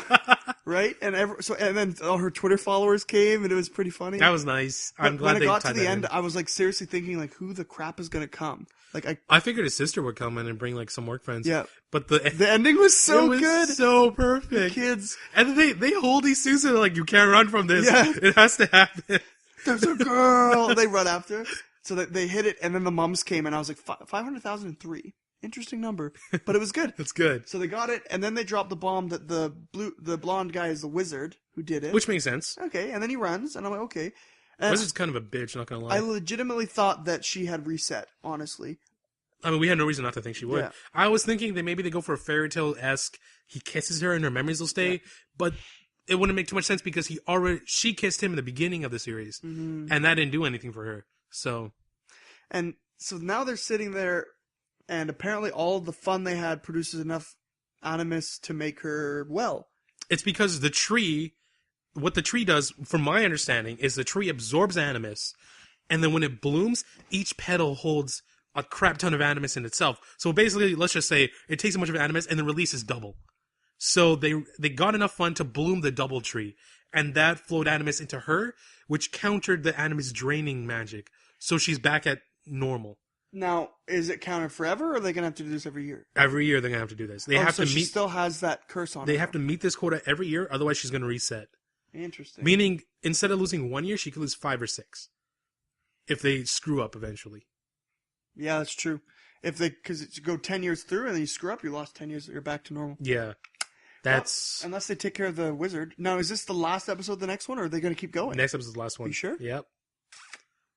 But, oh my god, I want more. It was so... I love Amagi so much. It's so good. It's not the best anime in terms of like story or technically or voice acting or anything, but it's so enjoyable. Amagi is the magical hour that it claims to be in the opening. Every time this anime's on, it's just magic, and I'm so happy. I'm so happy to watch it every time I watch it. That ending when they pile on to Kanye and the happiness and they're all smiling, and when he gives that speech and he tries to not be so stuck up, and then he says, laughs at him, and he says, I'm leaving, and his sister's like, you were so happy working there, and he comes back. Yeah, it's good. And then everybody's like, oh, he's back, and then Latifah cries, and then Kanye's like, you would fall apart without me. What are you going to do without me? Isuzu gets happy again. She tries to confess. Not every day you get someone as amazing as me to help. She tries to confess, and she can't do it, and then he tries to confess, but he can't do it, and he rides off. It's so good. All of it. There's not a single moment in this episode that was bad. Yep. Or even okay. It was all incredible. That scene when he's hugging her is amazing. You could take so many screenshots and make so many wallpapers from this episode alone. I don't even need another episode to know what I'm going to rate this. Me neither. But you know what? I've like, you know those series that end and you go, man, like I was beautiful, but I wish there was just one more that was kind of like a pleasant episode that let me just see how they're doing. You know what I mean? Because you've technically made friends this season. They're like people that you know and you like their lives and you see how they react. Yeah. And you just want to see how they live one more time. But sometimes you don't get that, right? In a lot of series. You just want to see that one more time. And we're going to get that chance. You know what other anime did that? And I don't know the Japanese, but it's, God, I don't remember what it's called anymore. It's My Romantic Comedy Snafu, maybe? It's the one with the guy with the dead fish eyes. Yeah. That had it where it had the 12 episodes, it ended, and they had an additional episode after that was just like a normal episode that could have gone anywhere in the series. It felt like just a normal slice of life episode. And it was like a good, like a sigh. Like it's like they're still going. Like, you know what I mean? Like, you can, it's sometimes that I feel when I read a really good book with a really good story, you close it and you're like, I know it sounds really nerdy and geeky, you can make fun of me, just like, I wonder what they're doing now. Like, I wish there was, that's why I like OVAs a little bit, because they give you that one more chance to see their lives again after you've invested so much into it, right? That's getting a second season really soon, too. What is? The romantic comedy Snafu. They redid some of the character designs. His eyes aren't as dead anymore. Interesting. Maybe because he's in love. I got all the way up to like almost the last episode and then just didn't finish it for some reason. Really? Yeah. Oh, it's so good. I'm going to. I stole a line from that anime, by the way. I used it last weekend where, so this girl I was working with, she's like, I need you right now. And I said, be careful. Words like those could make a man fall in love. I stole it from the anime. She's like, she touched her chest. Like, yeah, it works. What, you said it at work? I did. Oh my gosh. Okay, speaking of screenshots that can turn into wallpapers, Your Lie in April, episode 11, Light of Life. Wow. Wow. So you cried the episode before this, but this episode floored me in terms of just how beautiful it was and just the emotions it made me feel. So we found out Mom's not a jerk. Mom actually didn't want Kosei to be But she turned into a pianist. Yeah, but because something flipped. She went insane. So originally she was like a normal, nice mom who loved him. Yeah. And then she went batshit insane, and we don't know why. I have no idea. And there's that lady who, I love it. I love how all three of his friends are jealous for different reasons, and it's hilarious. Especially when she hugs him. Even Kaori, the look on Kaori's face, like, no, you can't take him away from me, I'm dying. I need him once. I mean, she did wear his clothes, so there's that. Mm-hmm. Okay. The Firefly scene. We have to talk about it. Yeah. I always say it whenever this kind of scene comes up in anime. I'm like, just confess. You can do it. I believe in you. You can do it. And he actually does. He says, I had you. You were my inspiration. You're what kept me going. And then she says nothing. Nothing. Complete emptiness. I was shocked. I was like, nothing. No. And then she freaking quotes Charlie Brown. And I was like,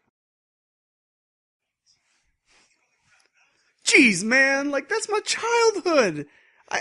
Whenever I hear Charlie Brown, like, he always had all of these life lessons and all this stuff to teach you, but it wasn't even what he said. It was more of the nostalgic trip that doubled with the fact that he's going to be lonely and, like, they can't see each other anymore.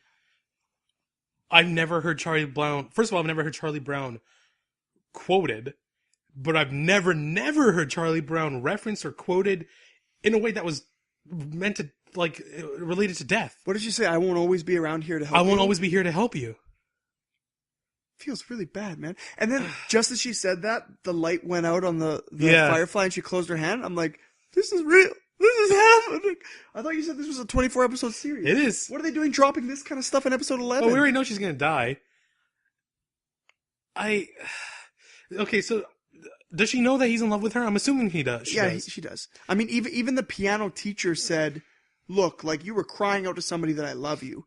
So that means Kaori has two options at this point. Don't date him. Don't show your, I mean, you already showed her feelings, but whatever. Or she could go full walk to remember. Don't show your feelings because you're going to die anyway, and it's going to be sad for both of you. I mean, for him more because you're going to be dead. Or do date him, enjoy the time you do have, and then leave him a broken man. Walk to Remember. Never watched Walk to Remember. This girl. Spoilers. Does that have Demi Moore in it? No, Is that the one where she turns a delinquent into a nice guy and then they start dating? Sort of. Yes, he's not the nicest guy. Then Mandy Moore. That's who it is. Mandy Moore. Yeah, I did watch this movie. Then she reveals him that she has cancer. Goes through with her anyways. Marries him. She dies. I never finished that movie. Yeah. So they get married at the end and they're all like lovey. Then she dies and he remembers a walk. Huh. It's depressing. It is, just like this. Hence the reference. Yeah. All right. Well, Kosei is getting taught by his teacher again. He asked for that. It's not where I was going with this, but yes. Okay. I was going to say Kosei enjoy, being haunted by the ghost of Kaori, just like you were with your mother. So yeah, so he's asking her to teach him piano, which at first I was like, isn't he a god already? He doesn't need to teach her. But then you do, because no matter how good you are, you still need a teacher. Like, you can only improve so much on your own. And the anime needs to feed to the otakus who love older women archetypes. That's me. There you go, bud. I'm not an otaku, but I do love older women. Yes, you are. I'm not an otaku. Yeah, you are. I'm not an otaku. You have body pillows in your room. You play VNs where you impregnate women to give birth to children who will win wars for you. Okay, Fire Emblem. Conception. Oh, yeah. Forgot about Conception. You watch ecchi anime by yourself when no one's around. That game got really difficult. And I've heard you huff and puff when you're watching anime with headphones on. You are straight up. If you had glasses, you do. You're an otaku. I get really excited. You can't escape it. Alright, fine, I am. God. I'm not ashamed. I'm not ashamed. I have the same kind of otaku, though, as the male lead from I Don't Understand What My Husband Is Saying. Janelle reacts the exact same way, with the exact same tone. Like, I'll say something completely unrelated and completely geeky, and she'll go like, she'll try to join in what I'm saying and then fail, and then say, whatever, you're geeky, it doesn't matter. Your wife posted an anime meme on Facebook. Yeah. I liked it. It's anime time? Yeah. And I was like, this is the most I ever expect to see out of you involving anime. Janelle, good on you. She saw anime and went, Spencer, it could have said anything. It could have said anime will kill children and she'd like it, just because it says anime. Even if anime killed children, I'd probably still like it. Me too. Okay, speaking of children dying, she's gonna die. She is gonna die. Now, here's the prediction of the week. Do we think that she's going to die at the end of the series or in the middle? End. Okay. Definitely end. Oh yeah, he has Emmy too, doesn't he? So he can go for Emmy after Kaori dies. Emmy's Supergirl? The pianist who let Let It Ring girl. Ring out? Yeah. I prefer her over Tsubaki, honestly. I bet she'd want it to let it ring. Oh, I get it, because marriage. Don't say it like that. I prefer her over Tsubaki, but Kosei, I mean, this is gonna be kind of harsh, but this is the route you should take, my friend. Kaori, and then when she croaks, you go for Emmy. And if and when that divorce happens between you and Emmy, you go for Tsubaki at the end. Sounds good. There you go. Excellent. High five. Nailed it. Then he gets all three and all the fans are happy. Akatsuki no Yona. Episode 10. No, we already talked about that last week. Did we really? Yeah, episode 11, Blindfolded Dragon. So, Blue Dragon has the super eyes that let him... Basically, it's the Sharingan. He gets to see super far, or that's a Byakugan. He gets to see super far, and he can kill people with it. Because their heart paralyzes. He paralyzes their heart. It was so dumb. So you and I were talking. We really need to do this where we record our reactions to Yona because we make some funny comments. And we saw the mask. He puts the mask on the kid, right? And we're like, well, he can't see. And then I'm like, we're like, why is he afraid? Like, it's just eyes. Why are you afraid? Your eyes turn to people in the zone. Okay, that's a good reason to be afraid of a kid. You should probably keep that mask on him for the rest of his life. It's a rumor that the town made up. And we were like, oh, I can see why nobody talks to him. We rode that roller coaster so hard. We did. We were gripped on for tight.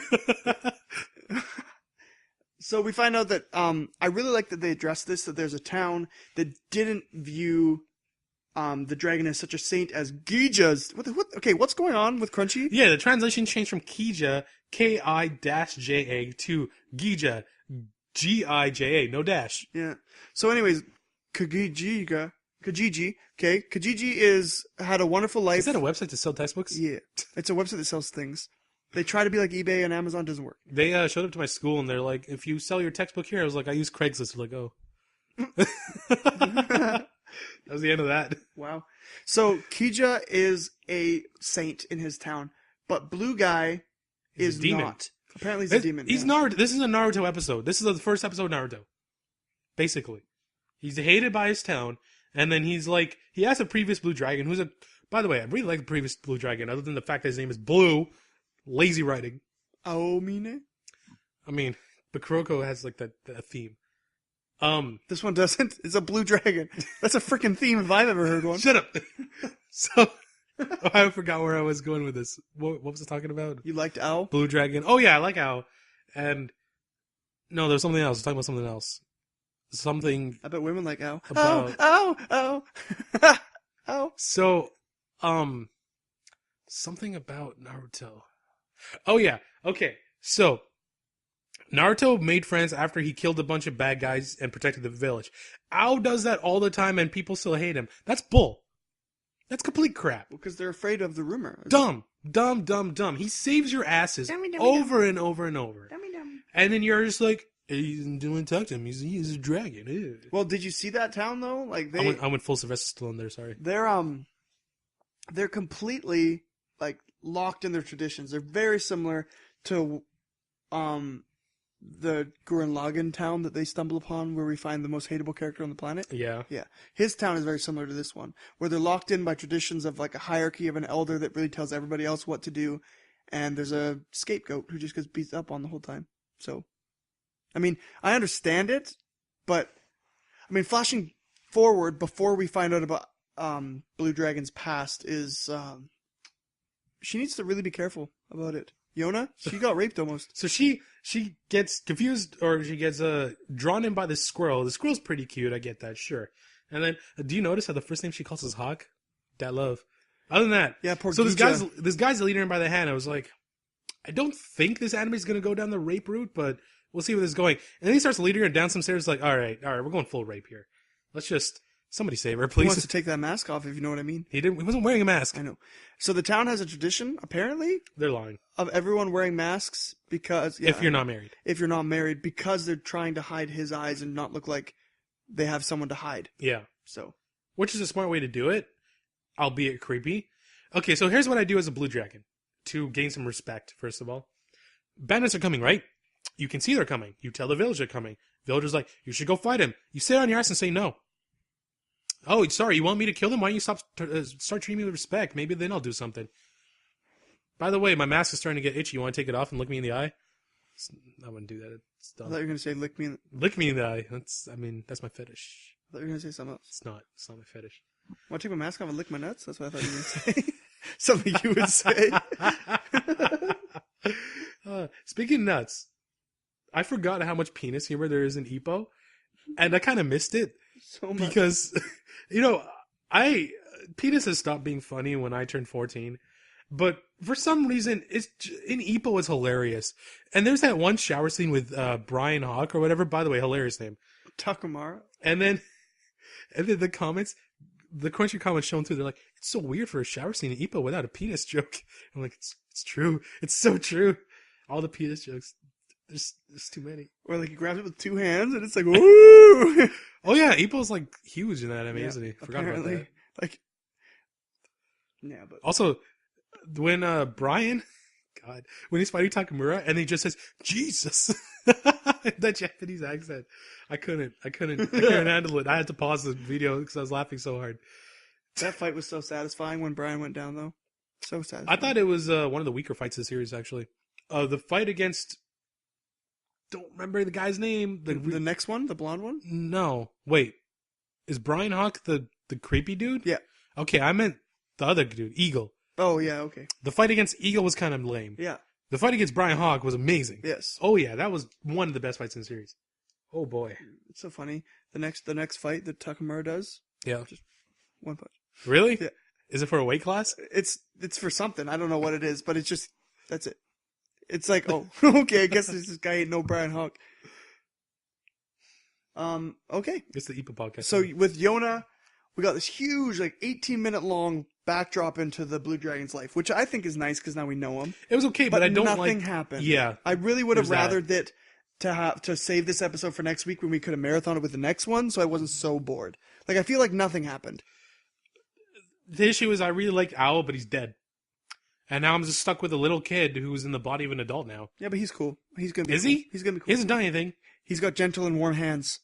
So does Hawk. Yona wants that all over Hawk. I want you. I want you. Okay, Yona needs to really watch her words. Yeah, a man can fall in love with words like that. Exactly. You don't tell a man you want him. All right, without there being another. You know what that means? If a woman went, I want you, it means she wants the D. Okay? Or I wasn't going like that, but like she wants you. She what? She needs you. Romantically is what I'm saying. It's a romantic kind of thing. So when you mean it in a non-romantic way, don't say it. Well, Yona's Just don't say Yona's it. the innocent. It doesn't really matter what she Yuna's says. an innocent. He should probably tell her, hey, don't use that Hey, word. Yun's a handsome genius Bishonen Tensai. You just repeated yourself Shut in up. 2 languages. Whatever. I'm getting tired of him saying he's a Bishonen. The The more you say I like it- that 8-bit theme though. The more you say it, the less it's true. Puck does not lie. Puck does not lie. That's pretty good, thanks. Okay, Grisaia. That's all right. This is a heavy. Grisaia episode 12, Angelic Howl part 3. This was a good episode. It was good. It was. This entire Angelic Howl arc has been unbelievable. But I feel like it's unbelievable. Why would they all sit in one spot? Why not leave? The greatest chance of survival is to stay in one spot. But obviously that didn't work out. This freaking girl wandered and escaped, found the freaking highway. It's true. She didn't wander for that long. She had a map. She didn't. I don't think she followed it. She did for a couple days. How come Kazuki didn't follow this? It was map? a couple days. I don't know why Kazuki just didn't like say, "Hey, I found a way out. Let's all leave together." Well, because before they she went all knew cannibal, they were freaking messed up. Before they went cannibal, I think they were going messed up well so, before that. I mean, you obviously like me knew they were eating human, right? Want some deer meat? You mean but I fully didn't expect the tree rape. Yeah, I remember all the deer I've seen this entire series so far. Yeah. Okay, so the tree thing. And This okay, go. This Soichiro guy, no, not Soichiro. The what is it? Yeah, Yoshihiko Sensei. Okay, he clearly is way too inept to catch a deer. Yep. And cut it up and serve it to the kids. Yep. He wandered back, ate half their food, and came back just to have sex with the girls. So he has sex with at least one of them. And by the way, Chiaki she's doesn't matter what her name is, she's dead now. Her yeah, it was Chiaki though. By the way, her boobs got bigger when she went naked. Doesn't make much sense, but whatever. Okay, I understand. I don't have an issue with him having sex with her because it wasn't like it looked consensual. Didn't look rapey at all. I mean, there's a thing that she's like, what, 14 or 15, but other than that, whatever. Why were they so freaked out that people saw them banging? Like to the point where they wanted to kill. I think it's the fact that they were so messed up that they were banging each other around decapitated bodies. I mean, that was messed up, sure. But, I don't know. As being caught having sex and then wanting to kill the people who caught you was just a really weird leap. Well, they're messed up. And, as well, if that teacher ever escaped, his reputation would go down the tank. It's true. He would have to kill himself, pretty much.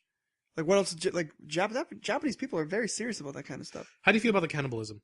I was okay with it. I made sense. Yeah. I knew they would go down that route. If you and I were stuck in that position and I was dead, I would want you to eat me. Yeah, but I liked what Kazuki said was that she said I didn't want to get hepatitis, but what she said afterwards was what she really meant. She's like, after this is all said and done, I don't want to have any regrets. Like, I still want to be a human.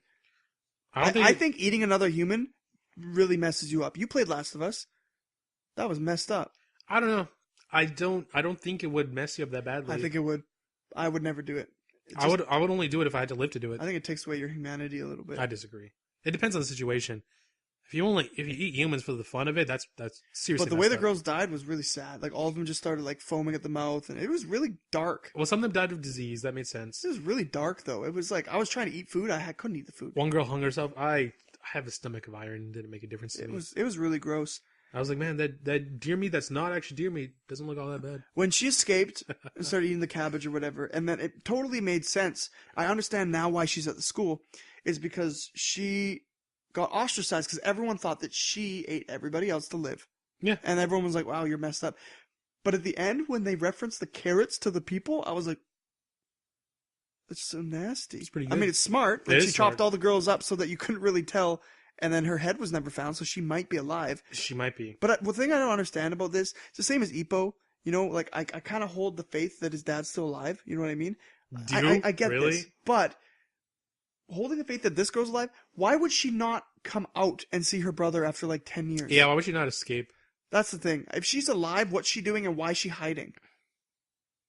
Maybe to hide from like the ostracization that Amani is going through, maybe? Maybe. I don't know. I don't think she's alive. She is. I'm going to call bullcrap on that. It's going to, depending on how they do it, it'll be a detriment to the series. But they're finding her. I mean, are they going to continue this next episode? There's one more episode. It's the last one. And it's Angelic Hell? No, it's called something else. But they're going to find... Well, they're going to go look for And it. what's with the fan? That was really weird. Oh, I'm pretty sure that's a dad of one of the girls who was eaten. But why is he a fan? He's not a fan. He wants to kill her as revenge. Because he thinks she ate his daughter. Oh, I see. If I thought a lady ate my daughter, I'd want to kill her too. I mean... But you're okay with it, though? Cannibalism? I mean, if it would save her life. I guess so. I mean, the dog was okay, but the people were not. I'm okay with him eating other people. If it's going to save your life, it's fine. Ugh. If there's other ways around it, then don't do it. But if it's your only hope to survive, I'm all right with it. As long as they're already dead. I don't really understand the sex scene, though. Like, how did that fit? I think it was to show that they've given in to animalistic urges. I guess and they're animals now. They're not sentient humans or whatever. I don't I don't buy that. I mean, people want to have sex. It's just a natural human thing to do. I don't think it makes it any less human, but whatever. But I think, like, doggy style in front of a tree in front of decapitated bodies, I think brings you down to The area they did it was pretty messed up. They should have gone somewhere else. They should have just go to the left a little bit. I mean, it's a little disrespectful to have And if sex. you're trying to with hide, dead stop bodies. yelling. I mean, it's pretty intense sex. It was pretty freaking intense sex. I mean, I feel, never mind. I'm just not going to go there for the fans, but I mean, I feel bad for the girl. That's all I have to say. Yeah. If she's 14, this guy was not being nice to her. Not at all. Supernatural battles. Do we have 2 episodes? Yep. Are you sure? Yeah, we didn't talk Oh, yeah, we did. Episode 11, Cupid Era, and episode 12, Usual Days. Cupid Era is a cutesy, harem-esque episode where he and Hatoko go to the beach, and Hatoko tries her damnedest to make him fall in love with her. But she fails. And tries to confess. She gave it her all. She did try her best. She tried her best to try to confess, and I mean, good for her. She tries. It's not an easy thing to do, to tell someone you love them.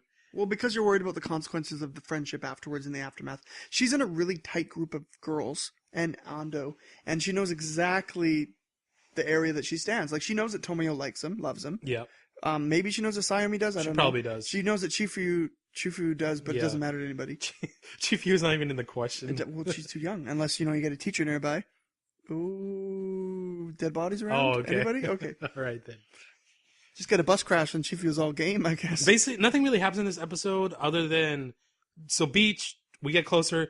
Can I call you Ju-kun forever? Sure, nothing changes. Ju-kun! Ju-kun! Ju-kun! Ju-kun! You want to just call him by his first name? Ju-kun! Like, Ju-kun! just call him June. Ju-kun! I hated that part of the series, like that episode. I was like, The issue is, Ju-kun! she's been calling him that since the beginning of the series, so nothing Ju-kun! has changed. Ju-kun! It's the exact same. Ju-kun! You've made no progress, even though you think you have. Ju-kun! I was hoping for... Whenever I think about beach scenes and beach episodes, Nisekoi is what comes to the top of my list. Where they make a Attack on Titan castle? That was in the anime, not the manga. I think about the manga. I didn't watch the anime. I didn't like it. Not M. I'm not caught up to Nichijou. You mean... Goodness knows I don't know how far Nisekoi? behind... Nisekoi. I haven't read it in a few weeks. I don't know how far back I am. I have no idea. I think the last one I read, spoiler, was when all the girls were at his house for that sleepover and they were playing the King's game. I don't know. That might have been the last one I read. Was that after or before she passed out, Yui?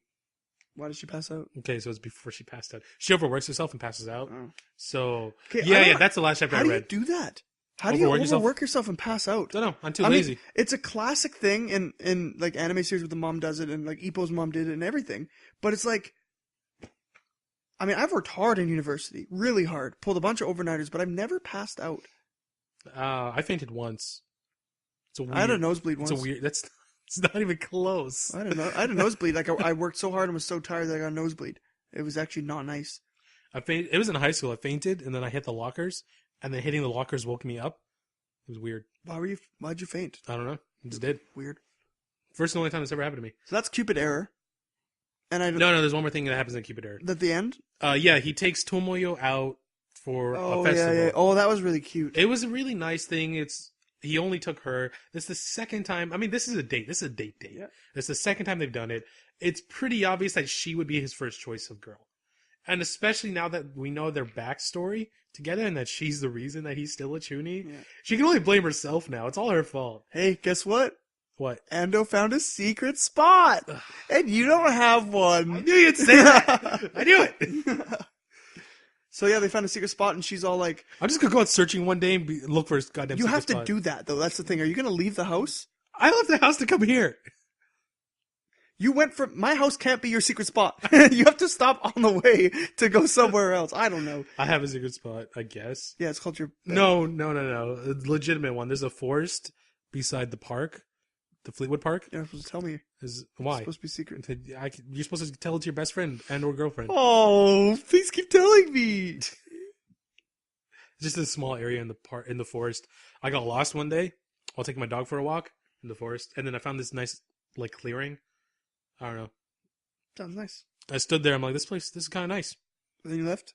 I haven't been in the park in 3 years. Oh. It really is a secret. Okay, so the end of Cupid Air. Secret parts are dumb.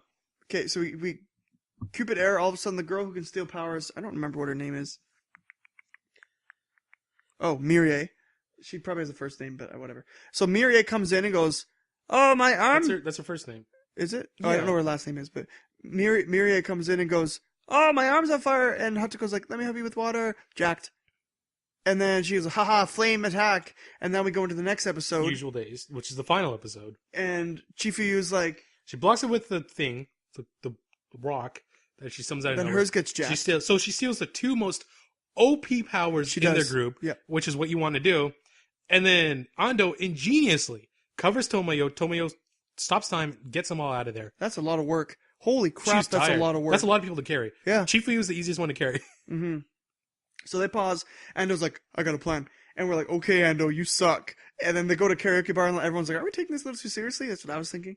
And then I was like, "You gotta believe me. Trust me. I gotta use my power." And they're like, "No, don't use your power." They said they're not taking it seriously enough. Yeah. And I was like, "I'm gonna use my power." And everyone's like, "No, you can't. We promise." I'm like, "Yeah, whatever. It's just his lame power. It doesn't matter. Whatever." Turns out, oh my gosh, his power is crazy. His power just as useless. Just saying, it's just as useless. It's dark and dark. No, but he can throw it at people now. It does hurt. It's burning forever. Whoever it hooks onto, yeah, it's still useless. It's Amaterasu from Naruto. Yeah, it's the forever burning black fire. So that's a crazy good power. He even says the main character, if his power is useless in the first episode, means it'll be the greatest in the last. Yeah, pretty much. And it's true. Yeah. It's so true. See everybody, right? So we see, except for One Piece, Luffy has consistently proven that his power is OP. It's surprisingly so, though. Like, you wouldn't think that being rubber would be OP. But it is. Oda's done well to make it OP. He's very creative. Yeah, he is. I mean, he made a move that embodies the spirit of Ace. That makes me so happy. Yeah, he did. The Red Hawk. Oh. Okay, so we pretty much get to the point where Ando is facing Mirie, or the possessed Mirie, who he finds out because he found out she was possessed because he's intense and Chunibyo. I don't know why you can't say that. Can't say it. So he manipulates her into hurting him a lot, and then he builds up and builds up and builds up and goes, "Now it's time for my power." Psychs her out, and she steals it, and now they're both on fire. That's the interesting thing. She steals it, but he still has it. Because it never leaves. It's just that. It just never stops burning. It's so eternal that you can't even steal it. So now they're both burning, and he psychs her out into leaving the body alone. Mirie comes into this situation with a hand on fire. Your flesh is melting. Yeah. And she's like freaking out. And what does he do? He hugs her like a boss. Yep. He says, "Trust me, give Chifuyu her power back." Yeah, funny thing about this is they're all running. Tomoyo stops time again, brings Chifuyu and Tomoyo What's Hatako doing? Hatako's just running because she's useless. Yeah. She can't freeze it, so they have no reason to take her there. So she's stuck running on her own, being last, and I felt kind of bad for her, but they had no time to waste. He could lose his life here. Yeah. But granted, it's a slow burning fire. This was the most, except for the fight scene in the bowling alley when that guy got wrecked, this was the most intense scene because it was everyone coming together. And we found out that in order to remove his fire from his arm, he chopped it off, or at least Chifuyu did. Yeah, the question, do you know what a guillotine is? Yeah. Oh my god. That girl is a kid. She's just a little kid. So the arm gets chopped off, and then Sayumi builds the arm back. Luckily she can. Never tried it before, but she can. Well, it's his original state, so it makes sense. Her power's OP, by the way. I thought her power was really lame until people started getting hurt. And I'm like, oh, healers are actually important. Come on, you need a healer in the party. That cleric. Yeah. Okay, so the most intense, that was the most intense thing. However, watching the girls break down and cry after that was something else. Because they cut off the hand of the guy that they love. And they saw him. It was so painful that he passed out. Yep. Him and, what's her face? Mirie. Toto-san. You can't blame them. You lose your hand, that's going to hurt a lot. Yeah. You can't stop that kind of pain. Passing out, legitimate option. And Chifuyu, she has to cry. She's a kid. It's horrible. What a horrible thing to look at. There's going to be blood everywhere. So it went all the way to the end, and now they're back to normal, and Ando's passing his words of wisdom, as he always is. Chifuyu, don't hurt anybody. Stick with us. Make sure you don't hurt anybody with your power, blah, blah, blah. Him and Tomoyo have a flirt sesh. Hachiko looks on sadly. Sayumi has no hope. Chifuyu just whatever, screw her. Sayumi has no hope. And then we go back to school. They're living their life. These are our usual days. End scene. What do you think of this series? I like it a lot. Yeah? Yeah. Me too. I liked it a lot. Rating? 8 out of 10. 8 out of 10. I would say I would have liked more battles. I mean, I don't know if there's going to be a season 2. They definitely left it open. Well, Luciferst says, such a dumb name. He wants to leave them for last, meaning he wants to finish the war with everybody else, and then he wants Ando to challenge him. Luciferst wants to be the final boss. Mm-hmm. It's his desire. And he doesn't want anybody messing with his sister. The virgin child. Yeah, it's great. Yeah. And I want to see that. I want to see Ando. We never got it. In the opening where he's walking to Luciferst with the rest of Lucifer's crew, and Ando has his flame in an evolved form and he's being all badass, that never happened. I never got that, and I want it. I want it. I think there's going to be a season 2. I want a season 2. 8 out of 10. Please. It's really good. Please give me another season 2. Overall, this series, it had its ups and downs. It got really, really good when Ando stopped being the main character for one episode. And then we kind of had to like bring it back and think to ourselves, right, this is where we're supposed to be. It's supposed to be a slice of lifey, people have fun, kind of good job club feel. And that was kind of hard. It was really hard when we go to this amazing action series and then we come back. Mm-hmm. When we have this like godlike system creature and we never get to actually see what it does. But then we come back here and then we have like little tidbits of action. What I'm trying to say is, this anime is really funny and it has good action, but we barely get any of it. And it doesn't really have spots where it actually falls flat on its face. It very rarely has that. But the tidbits that it does give us are enough to keep us watching. And that's what's good. That's why it gets an 8 out of 10. 8 out of 10. I would love a second season. We are currently down to 1, 2, 3, 4, 5, 6, 7, 8, 9, 10 anime on our list. At least one ending next week, maybe 2, depending on Bahamut's ending next week. Sword Art might end. Sword Art might end next week. Amani Amagi's gonna end next week. Right. Your Lie might end. No. It might take a break for a season. I don't think it will. And Yona won't end. Oh, Grisaia's ending too. Grisaia's ending. So 4 of them are ending. Oh man, we're gonna be low in anime. Yeah. You know what that means? We're gonna have to do our Winter Watch Showdown. We do a movie. Let's do series review, but alright. I want to do a movie review again. What do you want to review? I downloaded a bunch of movies. We got tons of recommendations. We still got to review that one of the series that the guy gave us. Oh, Cross Game? Well, he mentioned like 4 or 5. So we should pick one and review it. They seem pretty interesting. You don't have Crepe Corner here, do you? No, we should do it bi-weekly.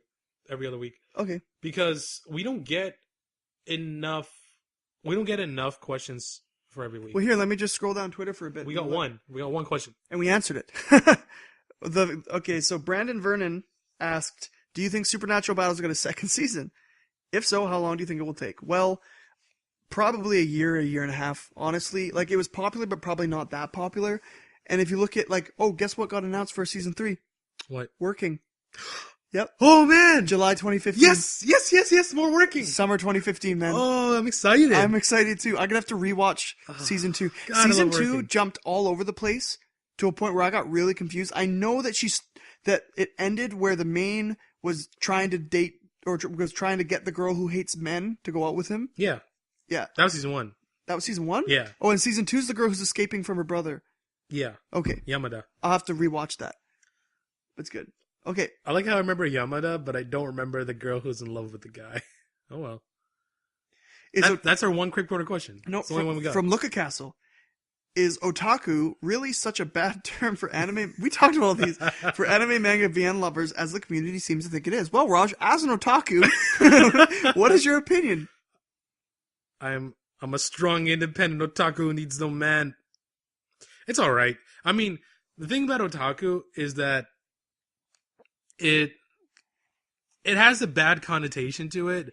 People are like, oh, he's such an otaku. It's like, it's said meaning a bad thing. I still don't consider myself an otaku, even though Spencer says I am. I just consider myself a normal anime viewer, but I don't know. I feel like it's supposed to be an insult, and people definitely, in Japan, it's not seen as something that's good. Like, otaku is seen as a bad thing. But people just embrace it as a label for somebody who loves anime. And I don't really think you need that kind of label. I think it's okay to just be a guy who likes anime or a girl who likes anime. You don't need a label like otaku. I don't know, just an anime viewer. So I've gone all the way back to November 4th, now 1st, and I don't see any other questions. So I guess it's a good place to end it. That's what I said, bi-weekly. I have some stuff to do today before I go on a nice date with my lady. So if you have any questions, actually, this is your job. You go ahead. I'm buying your wife's Christmas present today. Are you really? Yeah, after this. Oh, nice. I wasn't going to buy one, but then you guys told me you bought me one, so now I have to. It's not the most expensive thing in the world, so don't go crazy. I already know what I'm going to get her. Okay. I didn't... Think like combined $20 to $30 range. Okay. I know what I'm going to get her. I don't know what I'm going to get you. You don't have to get me anything. Well, I want to get you both something. We're going to give you your gift on Christmas Eve, probably at night. Actually, my gift could be... Okay, no, I know what I'm going to get. Okay. I know. It's going to be a twofold thing. So... I get it. Oh, I'm so smart. If you have any questions, or Crepe Corner suggestions or questions, or anime review suggestions for movies or short 12-series anime, because that's all we really want to put time towards, really, during the holidays, you can email us at jamesnbrownpodcast@gmail.com. Comment on our Google Plus page, which is attached to our YouTube channel at JNB Podcast, right? Yep. We also have Twitter, JNB Podcast, not bod, podcast. And that's where you can comment, chat with us. That's really where we're most active.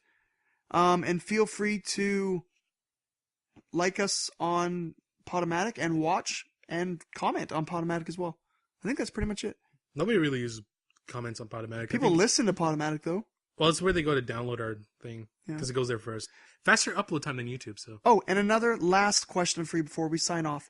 Raj and I were thinking of kind of branching out a little bit and maybe doing a Let's Play of a video game of any kind, maybe a horror game or maybe something fun. Horror game. That would be really funny because I hate horror games and our reactions might be interesting. I love horror. So if you feel like you'd want to tune into a live stream of us doing that, we would also put the recording up later online. But if you feel like that would be something you'd watch, now's your time to speak up. So say, yes, I'd like to watch it. And we're thinking maybe we will. Yeah, we could do Let's Play one a week. Yeah. Okay. Okay, I'm Roger James and Brown. And I'm Spence of James and Brown. You guys have a Merry Christmas, even though Christmas sucks. Have good holidays, spend it with family, blah, blah, blah. Be safe. Don't drink and drive and stuff like that. We'll see you guys next week. And remember, the words you say could make someone fall in love. Bye!